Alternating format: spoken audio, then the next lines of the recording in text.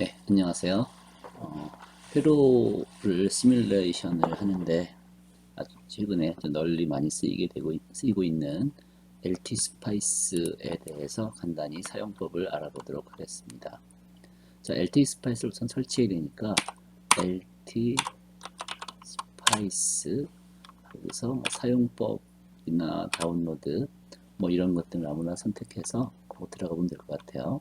그래서 다운로드를 한번 클릭해 보면 그 LT 스파이스를 제공하는 아날로그라는, 그러니까 아날로그 디바이스라고 하는 회사 사이트로 직접 들어갈 수도 있고, 또 그 외에 많이 설치하는 방법들이 설명이 되어 있으니까 여러분들이 그 아날로그 디바이스 사이트 들어가서 다운로드 올 윈도우에 관련해서 다운을 받아도 좋고, 또 다른 사이트에 설명되는 데 들어가서 받아도 상관없을 것 같아요. 자, 그러면 이렇게 이제 다운이 되고 다운받은 파일을 지시대로 설치를 하면 되겠습니다. 네, 설치를 하고서 설치된 파일을 실행을 시키면 이와 같은 창이 뜨게 됩니다. 자, 여기서 보면 아무것도 안 보이니까 뭘 해야 될지 좀 막막할 수 있겠죠. 자, 그래서 맨 처음 통상 하는 것은 파일에 new schematic이라고 되어 있고 무슨 플레이 버튼 같은 표시가 있네요. 그래서 다시 돌아보니까 이 바탕화면에 아이콘에 같은 버튼이 있으니까 파일에 new schematic을 눌러도 되고, 여기에 있는 것처럼 그냥 new schematic 아이콘을 눌러도 프로그램을 실행할 수 있습니다. 한번 클릭해 보죠. 자, 그럼 이렇게 하얀 창이 나옵니다. 이 하얀 창에 이제 여러분들이 회로를 그려야 되는데 여기 보면 또 많은 아이콘들이 있어요. 그래서 이 많은 아이콘들을 다 무엇을 하는 건지 하나하나 알아보려면 간단하다고 볼 수도 있고 복잡하다고 생각할 수도 있을 것 같아요. 그래서 이제 많이 사용하는 아이콘들을 보면 방금 눌렀던 New가 있고 열기, 세이브 그런 것들이 있죠. 망치 표시가 있네요. 그래서 컨트롤 패널이라는 게 있고 컨트롤 하나 보죠. 패널을 그 다음에 뛰는 모양으로 런 이제 프로그램을 실행시키는 아이콘이 되겠어요. 그리고 뻔히 확대나 축소 같은 관련된 것, 창을 어떻게 띄울 것인 것들이 있고, 이 가위 표시는 통상 뭐죠? 잘라내는 게 가위죠. 먼저 카피, 잘라내고 카피하고 하는 것을 할수 있는 것 같고, 그 다음에 Y 연필 표시로 되어 있는데 회로를 그리려면 선을 이어야 되겠죠. 소자 간에. 그래서 선을 잇는 역할을 하는 게 이 연필 표시고, 이건 이제 그라운드 표시예요. 그라운드 표시. 그 다음에 저항, 여러분들이 알고 있는 저항, 커패시터, 인덕터, 그 다음에 이제 다이오드. 다이오드는 나중에 우리 배울 테고, 다음에 이 버튼이 이제 일반적으로 내가 사용하는 이런 소자들을 찾기 위한 버튼이에요. 이제 이 앞에 나와 있는 저 RLC는 아주 많이 쓰는 것이니까 빼놨지만 다른 것들은 세상에 존재하는 소자들이 너무 많기 때문에 이걸 다 표시할 수 없으니까 그 이외의 것들은 이 아이콘을 눌러서 찾아라. 그 다음에 소자를 옮기는 무브가 있고 소자들을 선택하는 드래그가 있고 또 다른 여러 가지 버튼들이 있는데, 자, 우리 차차 알아보도록 하고, 이제 맨 처음에 이제 해야 할 일이 우리 아주 간단한 한번 회로를 한번 풀어봅시다. 그냥 DC 전원이 있고 저항이 있고 그랬을 때 그때 흐르는 전류를 구한다거나 저항이 두 개도 이상 있으면 각각 저항에 걸리는 전압은 어떻게 되는가, 그런 것을 알아보는 그런 시뮬레이션을 한번 해보도록 합시다. 일단 저항을 쓸 거니까 여기 있는 저항을 가져오면 될 것 같고, 모든 회로는 항상 기준이 있어야 되기 때문에 문제를 풀 때 그라운드 버튼은 항상 써야 돼요. 그라운드는 항상 쓰는 거고, 그래서 일단 그라운드를 맨 먼저 하나 가져옵시다. 그래서 그라운드를 가져오면 그라운드를 아무데나 아래쪽에 적당한 데다 한번 배치해 보죠. 그 다음에 전원을 갖고 와야 되는데 전원은 통상 우리 전화번을 말하겠죠. 전화번은 볼티지니까 여기서는 친절하게 많이 쓰는 소자들은 그냥 아무 때나 타이핑으로 알파벳을 치면 나올 수 있게도 돼 있어요. 그래서 한번 눌러볼까요? V를 한번 눌러볼게요. V만 눌러도 이렇게 전원이 뜨는데 그렇게 하는 방법이 있고, 다시 Escape를 누른 다음에 여기 아까 봤던 컴포넌트 버튼을 눌러서 여기서 또 찾을 수도 있어요. 그래서 볼티지라고 한번 쳐도 되고, 그냥 V만 쳐도 나올 것 같은데 V5 볼티지 하니까 전원 버튼, 전원 아이콘을 찾을 수 있는 그런 게 나오죠. 그래서 이제 그 처음에는 다 낯설기 때문에 처음에 여기서 찾아야 되고, 또 여기서도 잘 못 찾겠다 싶으면 뭐 구글 서치를 해서 LT 스파이스 전압원, 전압 소스, 아니면 볼티지 소스 이런 식으로 찾으면 어떻게 찾아라 라는 것들을 또 찾을 수 있으니까, 그렇게 해서 익숙해지다 보면 나중에 여러분들도 쉽게 찾을 수 있을 거예요. 그래서 여기서 OK를 눌러봅시다. OK를 눌러서 전화번호를 하나 가져오고 적당히 놔보고, 그 마우스를 왼쪽을 클릭하면 이렇게 돼요.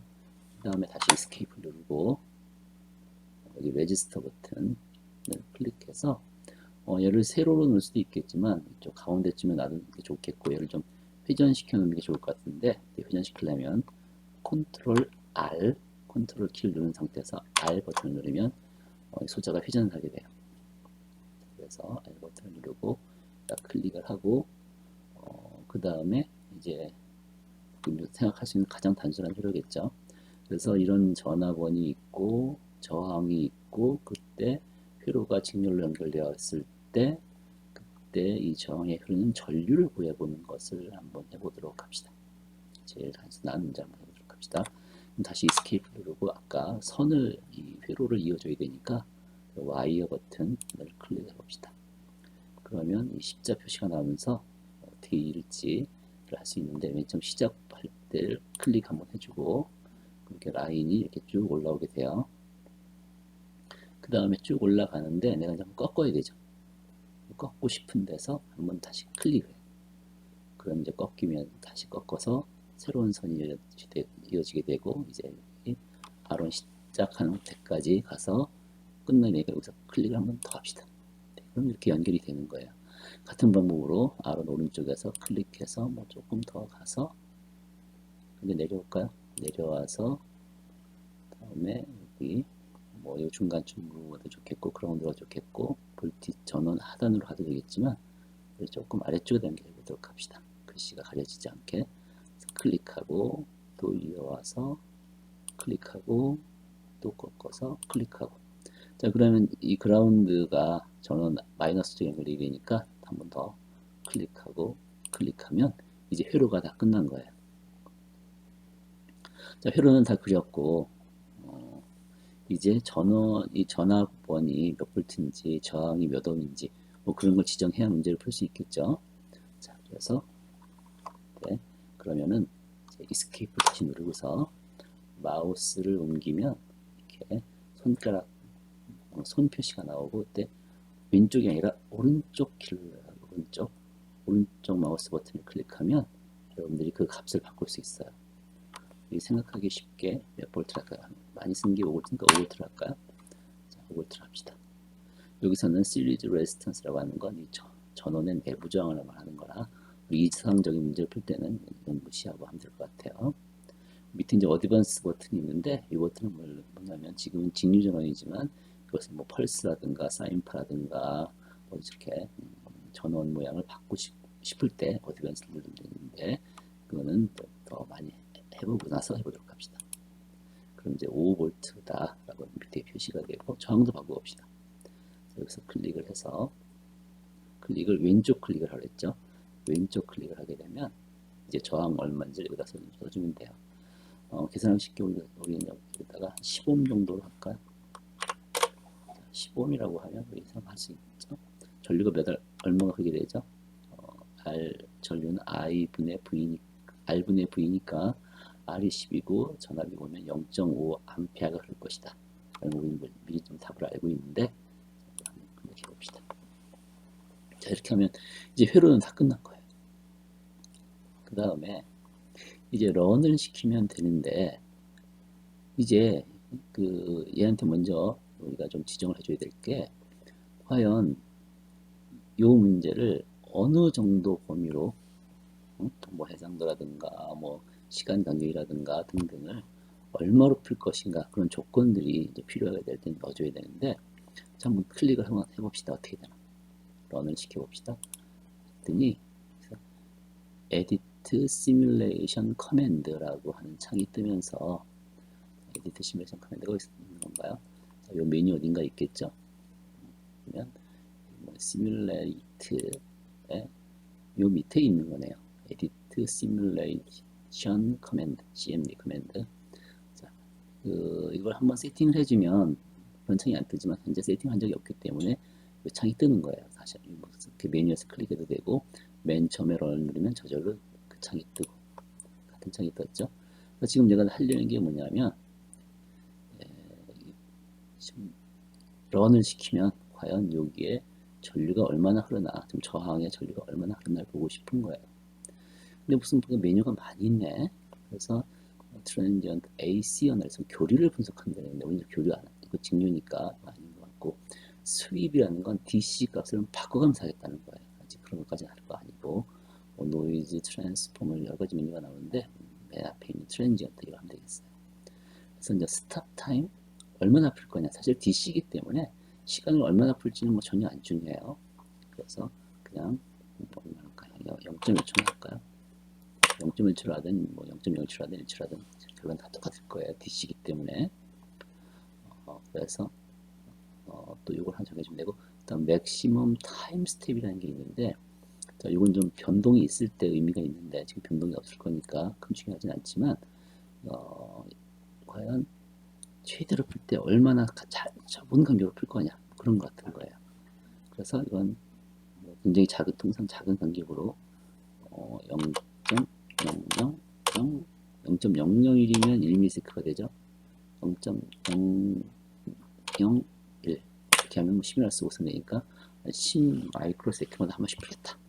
그럼 그거 말고 0.1이니까 물론 10,000번을 풀게 되겠네. 자 그렇게 했을 때 여기 이제 밑에 명령어가 자동으로 보여요. 과도 상태고 0부터 0.1까지 이렇게 0.00001 간격으로 문제를 풀겠다. 뭐 그런 뜻이 돼요. 그래서 이렇게 그런 게 여기 인쇄가 됩니다. 그래서 이제 진짜로 풀 준비가 다 됐어요. 그래서 이 런을 넣읍시다. 런을 탁 넣으면 번쩍 하고서 자동으로 출력창이 떠요. 출력창이 뜨긴 뜨는데 내가 뭘 풀겠다라고 말해준 적이 없는 것이 뭘 보고 싶다라는 거 지정해 준 게 없기 때문에 아무것도 안 보여요 지금은. 그런데 아주 편리한 게 다른 툴들은 내가 뭐 전압을 보여달라, 전류를 보여달라 그런 것들을 내가 설정을 해야 되는데 여기선 그럴 필요가 없이 마우스만 갖고 가면 돼. 내가 여기 저항에 흐르는 전류를 알고 싶었기 때문에 마우스를 쭉 들고 가서 놔주면 이 화살표가 보니까 왼쪽에서 오른쪽으로 가는 화살표 왼쪽에서 오른쪽에 있죠. 사실 우리 오른쪽에서 왼쪽으로 사실은 난 왼쪽에서 오른쪽으로 전류가 흘러갈 텐데 얘는 오른쪽에서 왼쪽으로 화살표가 돼 있어요. 자 이건 이제 왜 그런 거냐면 내가 이 회로를 그릴 때 이거 방향성이 있는데 내가 컨트롤 R을 한번 돌려서 돌아가면서 이렇게 세팅이 된 거라 만약에 이건 이제 사실 뒤집는 게 맞겠죠. 뒤집고 싶으면 이제 그림을 이제 다시 그리면 돼요. 그래서 어쨌든 한번 클릭해 봅시다. 클릭을 하면 바로 결과가 나와요. 마이너스 500mA. 왜 마이너스죠? 사실 이쪽으로 해서 난 플러스 500mA인데 방금 말한 것처럼 저항 소자가 뒤집어져 있기 때문에 얘를 이제 바꿔줘야 돼요. 돌려주면 돼요. 자, 그럼 얘를 선택을 해야 되는데 이제부터 자 어쨌든 자 다음에 마우스를 이렇게 움직이다가 전압이 5V가 정말 나오는지 맞나 보고 싶으면 마우스를 쭉 가지고 가다가 요 선 위에만 여기 요 선상 여기 5V가 나와서 요 저항 들어간 데까지가 다 5V겠죠? 정말 5V인지 보고 싶으면 이 부분을 아무데나 이렇게 침 모양이 나왔을 때 클릭하면 이제 5V 파란색으로 5V 빨간색으로 500mA 흐른다는 것을 이렇게 볼 수 있어요. 네, 그래서 이렇게 간단히 알 수 있고 이제 그러면 우리 문제를, 자, 일단은 요 저항을 좀 뒤집어 놔야겠네. 저항 어떻게 뒤집나? 그러려면 이제 얘를 변경시켜야겠다고 해야 되는데, 변경시키려고 하면 이제 이 저항을 선택을 해야 되는데, 자, 선택을 어떻게 하느냐?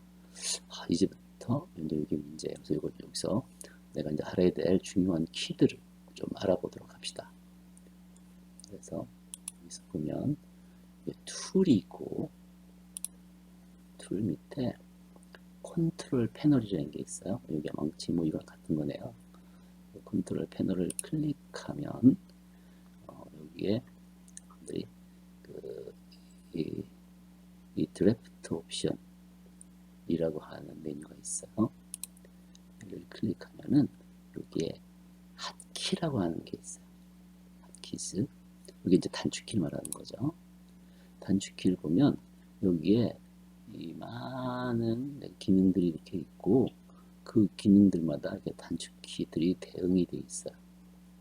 그래서 지금 내가 하려는 게 뭐죠? 저항을 한번 회전 돌려놓고 싶단 말이야. 그럼 저항을 선택을 해야 돼. 그럼 그걸 하는 게 뭐냐? 그러니까 그래서 뭐 와이어가 W라고 돼 있고 뭐 등등.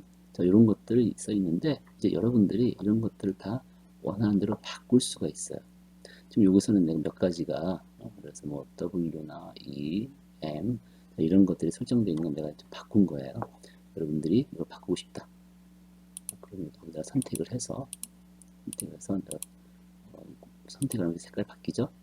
그래서 난 뭐 딜리트는 내가 2라고 썼는데 거기다가 뭐 다른 걸로 돼 있겠죠. 여러분들은 초기 상태는 그랬을 때 원하는 걸로 이거 바꾸면 내가 M이라고 돼 있는 걸 내가 뭐 여기서 뭐 S를 하겠다. 이렇게 S로 바뀌는. 근데 S라고 하면 무브랑 안 맞으니까 무브에 해당되는 M을 해놔야 여러분들이 뭐 안 헷갈리겠죠, 그죠? 자, 그런 식으로 이렇게 세팅을 여러분들이 아는 거로 해놓고 하면 훨씬 편리해요. 그래서 이제 와이어를 그릴 때 위에 아이콘을 선택할 수 있겠지만 내가 W 그래서 와이어 그다음에 erase 그래서 그러니까 D를 써도 좋겠지만 D는 이게 다이오드로 미리 뒤에 있어서 그런 거랑 부딪히기 때문에 다른 걸 선택했어요. 그래서 erase가 이제 딜리트 하는 거고 move가 M으로 해놨고 그다음에 RLC 같은 건 이미 내가 한 게 아니라 이렇게 돼 있어요. 그라운드까지 이렇게 해서 여러분들이 세팅을 하고서 그렇게 세팅을 바꿔놓고 하면 이제부터 그리기가 편해질 텐데 이제 아까 말했듯이 움직이는 게 무브였죠. 무브는 M으로 나가 세팅했으니까 M자를 클릭하면 이렇게 손 모양이 바뀌고 얘를 선택을 하면 이렇게 움직일 수가 있어요. 그래서 내가 컨트롤 회전을 두 번 하면 되겠죠. 90도, 90도 회전을 해놓고서 다시 여기다가 클릭해서 놓읍시다. 그럼 180도 돌려놨으니까 얘를 실행을 시키면 이제 아까 마이너스 500이죠. 플러스 500으로 바뀌었고 마우스를 움직여도 이제 화살표 방향이 바뀐 걸 볼 수 있죠. 네. 이렇게 해서 여러분들이 단축키를 참 잘 활용을 하면 굉장히 프로그램을 쉽게 그릴 수가 있어요. 조금 더 확장해서 이제 저항을 하나 더 추가시켜 봅시다. 지금 너무 단순하니까 저항을 하나 R이라고 지금 저항이 하나 나오겠죠? 저항을 원하는 데다 하나 클릭해 봅시다. 이렇게 했더니 지금 직선과 이 저항과 이게 섞여 있어서 이게 지금 문제가 있을 수 있을 것 같아요. 그죠? 그래서 다시 M자를 클릭하고 옮긴 다음에 다시 여기 M을 클릭해서 얘를 딜리트 그러니까 erase를 누르면 가위가 나오고 여기 라인을 지우고서 다시 move를 해서 잘라서 move를 하고 클릭한 다음에 W를 눌러서 이렇게 이어줄 수도 있을 것 같아요. 자, 그렇게 하고서 다시 얘도 한번 값을 넣어봅시다. 마우스 오른쪽을 클릭해서 저항을 얼마로 할까요? 계산하기 쉽게 40옴이라고 할까요? 40옴이라고 해봅시다. 자, 40옴이고 50옴이고 5옴이니까 이제 아마 여기에는 0.1 암페어가 흐르게 되겠죠. 자, 그랬을 때 과연 여기 R2에 걸리는 전압은 얼마냐? 이게 5V고 15옴, 45옴이니까 비례해서 여기에 1V, 4V 걸릴 테니까 아마 이 R2에 걸리는 전압은 4V가 될 것 같아요. 그래서 한번 정말 그렇게 나오는지를 한번 해보고 싶은데, 자, 런을 한번 눌러봅시다. 다시. 자, 런을 클릭하고, 이제 런을 하면 이제 내가 선택할 수 있어요. 자, 전류는 사실 R1이나 R2나 직렬이기 때문에 똑같은 전류가 흐를 것이고, 이 부분, 여기가 4V가 나올 거라고 예상했죠. 지금 전원이 5V였고, 4V가 나오나 볼까요? 그래서 전원이 여기가 5V, 4V가 나오는데, 여기서 좀 알아보기 힘든 게, 전류는 R1 소재에 흐르는 전류를 측정했으니까, R1에 빨간색으로 0.1A가 흐르는구나 알 수 있는데, 여기 V 노드 N001, N002가 이 화면에 표시가 안 되기 때문에 이 표시가 어딘지를 우리가 알기가 나쁘죠. 그래서 그럼 라벨이라는 게 있어요. 라벨을 정해놓고 보면 훨씬 보기가 편리해요. 그래서 그 라벨이 뭐냐면 여기에 A자 표시가 있는 거죠. 이게 라벨 넷이라고 되어 있네요.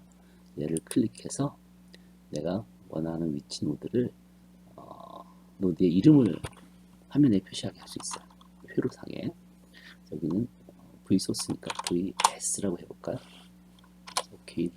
여기서 여기가 VS였죠? 여기 아무데나 가도 될 것 같아요. 근데 편하게 여기다 놓읍시다. VS라고 하고, 그럼 여기는 뭐죠? 여기는 R2에 걸리는 전압이죠? 그래서 마찬가지로 또 클릭해서 이번에는 VR2라고 놓을까요? sometimes R2라고 나옵시다. 그 다음에 VR2. 자, 그러면 이제 내가 이제 여기에 VN00의 인식이 아니라 VS에 또는 뭐 VR2 뭐 이런 식으로 표시가 되면 더 좋을 것 같아요. 그렇게 되는지 한번 볼까요? 런을 한번 눌러보면 내가 지금 새로 이름을 정했기 때문에 다 사라져 버렸고, 다시 여기서 VS를 가서 VS를 클릭하면 VS의 전압이 5V다. 그 다음에 여기 클릭하면 VR2의 전압이 4V다. 근데 색깔이 둘 다 빨갛고 빨가니까 구분이 좀 어렵네. 자, 그럼 이거 좀 바꿀 수 있지 않을까요? 그래서 VR2를 가서 오른쪽 클릭해서 이제 빨간색 세팅이 되어 있는데, 이걸 무슨 색으로 할까요? 약간 녹색으로 할까요? 자, 녹색으로 바꾸겠다. 그래서 OK를 누르면 이제 녹색 표시가 되면서 VR2는 4V, VS는 5V, 그 다음에 R1에 흐르는 IR1은 100mA라는 걸 알 수 있죠. 그리고 또 여기 보면 이렇게 좌표시가 나오네. 그래서 오른쪽 클릭 한번 해볼까요? 했더니 얘가 지금 탑이 5.1V고 바텀이 4V로 되어 있어서 이렇게 4에서 5.1까지 보이는 거예요. 그럼 이거를 6V에서 0에서 6V 사이 보겠다. 만약에 그 다음에 T라벨은 여기 줄 긋는 걸 하는 거고, 1V마다 금을 주겠다 라고 하면 이렇게 0에서 6V까지 되어 있고, 4V, 5V에서 R2 열린 전압이 4V, 전원 전압이 5V, 그 다음에 그때 흐르는 전류는 100mA 이런 식으로 볼 수가 있다는 거죠. 사실 이런 기능만 여러분들이 잘 활용을 하면 LT스파이스로 적어도 저항을 이용한 것들은 다 웬만한 건 할 수 있을 것 같으네요. 이제 추가로 저항, 지금 이것은 R1에 걸리는 전압은, 그러니까 지금 R1 입력이 여기가 5V고 VR2 쪽이 4V니까 뭐 쉽게 5V, 4V 그리고 사이에 1V 걸린다는 걸 알 수 있겠는데, 만약에 저항을 하나 더 한번 추가시켜 봅시다. 저항을 추가시켜서 가지고 여기다 중간에다 한번 넣으려고 해요. 자, 이렇게 마찬가지로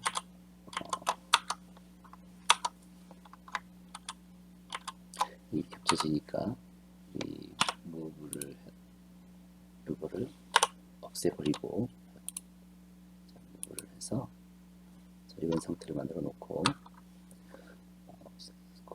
R3 저항을 계산하기 쉬운 10, 41이 아니라 37 이런 저항이 있다고 잡읍시다.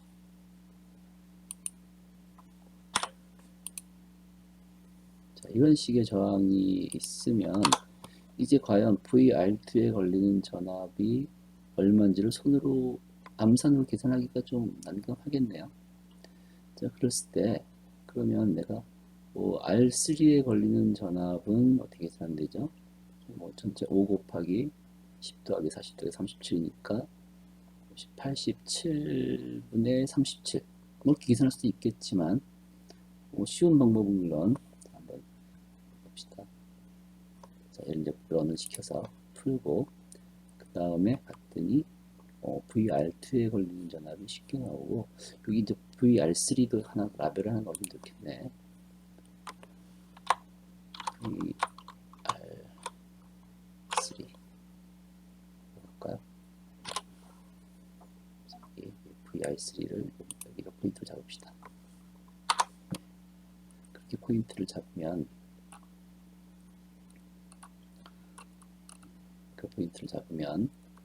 이제 다시 런을 시키면 VR3 포인트를 클릭하면 VR3 전압이 2.1V, VR2 전압이 3.17V, 그 다음에 V소스 전압은 5V. 자, 이렇게 보니까 안 좋네. 범위를 아까처럼 똑같이 해서 여기까지 1V씩만 0.5씩 가까운. 자, 이렇게 해서 볼 수 있는데 나는 이 R2에만 걸리는 전압을 내가 만약에 알고 싶다. 그럼 어떻게 되죠? 지금 우리 스코프로, 오실로스코프로 이 R2에 걸리는 전압을 재기는 좀 쉽지 않은데 결국은 나는 사실 기준점이 VR3, 이건 VR2에서 VR3를 빼면 되겠죠. 반대로 VR3를 기준으로 이 R2의 전압이 얼마인가를 볼 수 있을 거예요. 자, 그런 방법이 있는데 마우스를 놓고 마우스를 오른쪽 클릭을 해봅시다. 자, 오른쪽 클릭을 하면 여기에 마크 레퍼런스라는 게 있으니까 마크 그러니까 기준이 된다는 거예요. 기준점. 이 기준점을 잡겠다 까면 검정색으로 표시가 돼요. 검정색으로 표시되면서 이 마우스를 다 위로 올려놓으면 이때는 딴 때는 어땠죠? 이 검정색이 없을 때는 그라운드를 기준으로 전압이 얼마인가를 나눠주는 거고 검정색 표시가 있을 때는 검정색이 여기가 0이에요. 그래서 여기다 이 부분을 클릭을 하게 되면 이 부분이 VR2와 VR3 사이 VR2와 VR3 사이 전압이 이제 시안 색깔인가 갖고 2.3V 정도가 잡힌다 라는 것을 이렇게 볼 수가 있어요. 그래서 이런 식으로 회로가 이제 아무리 복잡해져도 내가 어떤 소자만에 걸리는 전압을 이렇게 볼 수가 있다는 거죠. 자, 그래서 기본적인 기능으로 이렇게 봤고 사실 여기에 결과를 볼 때 사실 굉장히 많은 기능들이 있어요. 자, 이제 플로트 세팅해서 add trace에서 이렇게 볼륨을 추가하겠다 뿐만 아니라 데일리에서 딜리트 보고 있는 걸 딜리트하는 방법도 있고 추가하는 방법도 있고 그 다음에